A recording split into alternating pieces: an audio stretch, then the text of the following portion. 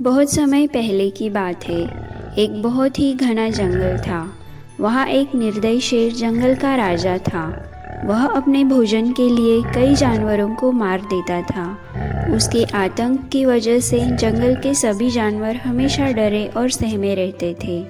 एक दिन हिम्मत करके सभी जानवर शेर के पास सुझाव लेकर गए। उनमें से सबसे चालाक लोमड़ी ने प्यार से कहा, महाराज, आप हमारे राजा हैं और हम आपके सेवक हैं। हम आपके पास एक सुझाव लेकर आए हैं। आप बूढ़े और कमज़ोर हो रहे हैं, तो आप शिकार के लिए क्यों भटकते हैं? आप आराम से अपनी गुफा में रहिए। हम खुद आपके लिए एक जानवर रोज़ भोजन के लिए भेज दिया करेंगे। अब आपको और शिकार करना नहीं पड़ेगा। हम भी चैन से रहेंगे। शेर को लोमड़ी का सुझाव पसंद आ गया। शेर ने कहा, अगर तुम जानवर नहीं भेज सके तो सबसे पहले मैं तुम्हें मारूंगा।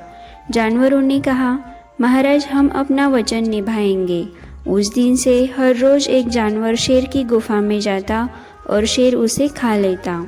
ऐसे करते करते एक दिन खरगोश की बारी आई और वह शेर के पास जाने के लिए पूरे तरीके से तैयार था। वह बहुत चतुर था। उसने गुफा में जाने से पहले ही बचने का उपाय सोच लिया था। वह शेर की गुफा में गया और शेर को देखते ही सलाम ठोका। शेर गुस्से में था। खाने के लिए वह एक छोटा सा खरगोश देखते ही उसका गुस्सा और भड़क गया। वह जोर से गरजा, तुम्हें किसने भेजा? तुम मेरे खाने के लिए बहुत छोटे हो और देर से भी आए हो। खरगोश कहने लगा, महाराज, कृपया मेरी बात सुने। मेरे साथ 5 और खरगोश भेजे गए थे, पर रास्ते में एक शेर मिला। उसने उन्हें खा लिया।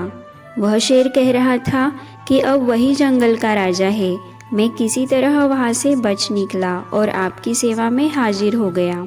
शेर जोर से दहाड़ा, दूसरा शेर? कहाँ है दूसरा शेर?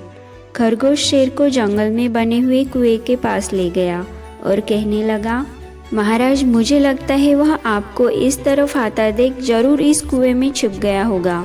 खरगोश ने शेर को नीचे देखने को कहा।